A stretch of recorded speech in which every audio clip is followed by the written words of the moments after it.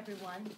This morning we went to the White House for a follow-up meeting with the President, follow-up to a meeting we had a few weeks ago where we agreed on a dollar figure, where we agreed on the percentage of 80-20 in terms of responsibility, and we discussed some priorities about infrastructure. It was agreed at that time that we would return today to talk about how we would cover the cost of such a proposal.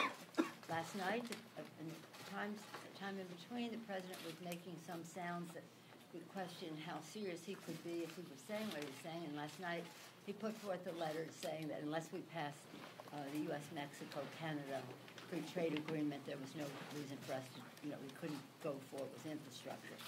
We didn't see those two as related, but the fact is, hopeful, optimistic, and seeing the necessity for a big infrastructure initiative for our country, we went in the spirit of bipartisanship to find common ground with the President on this. He came into the room, made a statement that he made was, I won't even characterize it, but I will say this, and what I said after he left. Thomas Jefferson, when he was President of the United States, tasked his Secretary of the Treasury, Gallatin, to put forth an infrastructure proposal for the initiative for the country. It would follow the Lewis and Clark expedition, the Louisiana Purchase. It would be about the Erie Canal, Cumberland Road, things like that to build into America. 100 years later,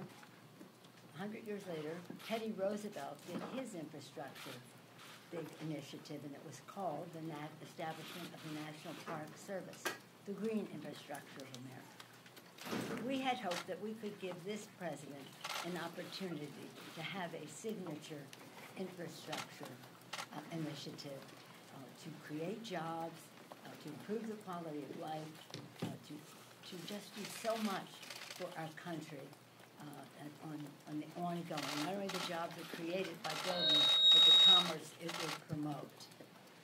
And that included roads and bridges and mass transit, broadband into rural America and other underserved areas, clean water, wastewater, all of the things that have enormous needs. The American Society of Civil Engineers says it's in the trillions. The deficit we have, we're talking about a couple $2 billion. For some reason, maybe it was lack of confidence on his part, that he really couldn't match the greatness of the challenge that we have. He wasn't really respectful of the reason of the Congress and the White House working together. He just took a pass, and it just makes me wonder why he did that.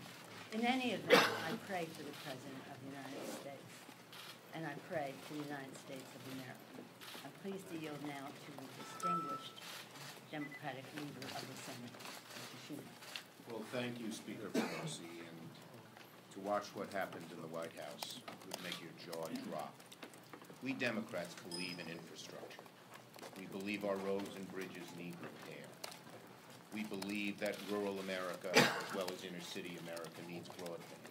We believe that to bring clean, new energy around the country, we need a power grid, modernized and updated.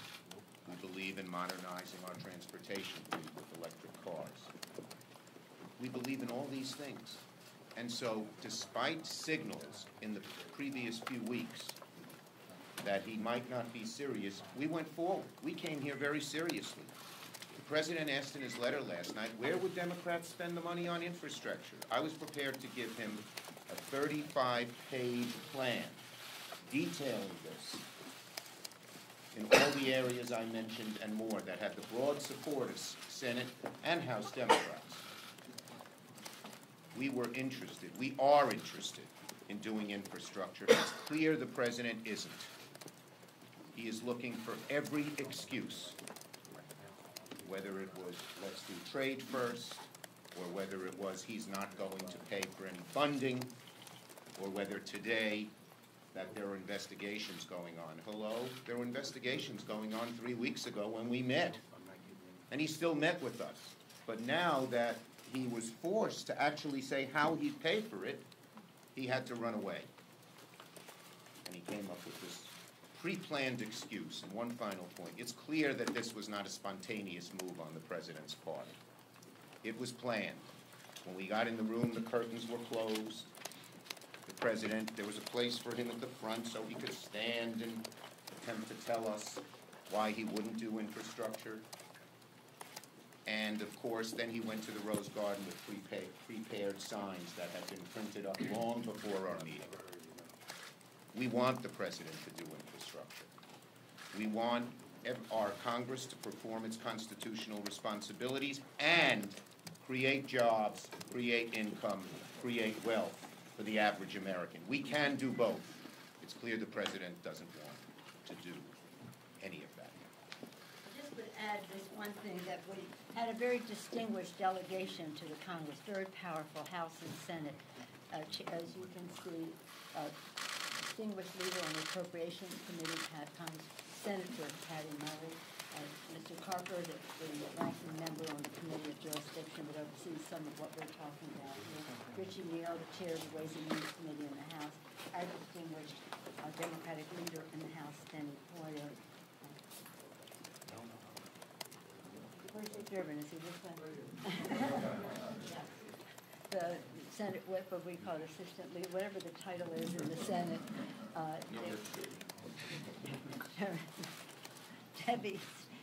Debbie Stabenow of Michigan, a leader on all of these issues in her committees in the Congress. Our Assistant Speaker, Mr. Ben Ray Lujan of Amy Mexico. Our distinguished Whip of the House, Democratic Whip of the House, Mr. Clyburn. The chair of the, I love saying chair, the chair of the Transportation Infrastructure Committee, appropriate to this discussion, Mr. DeFazio, and the top Democrat on the Finance Committee in the United States Senate, Ron Wyden.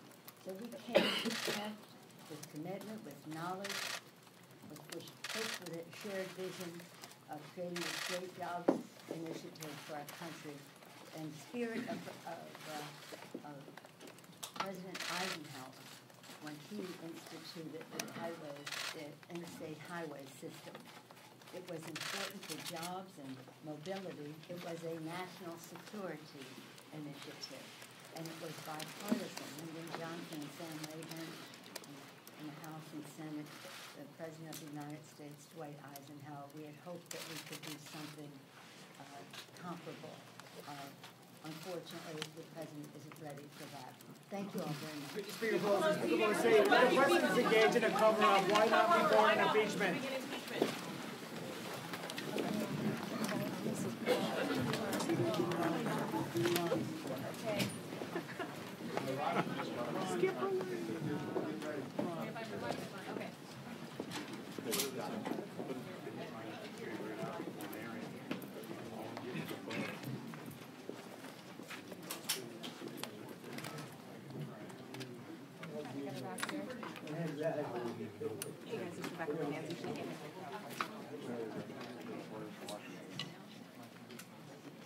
Okay. The only one.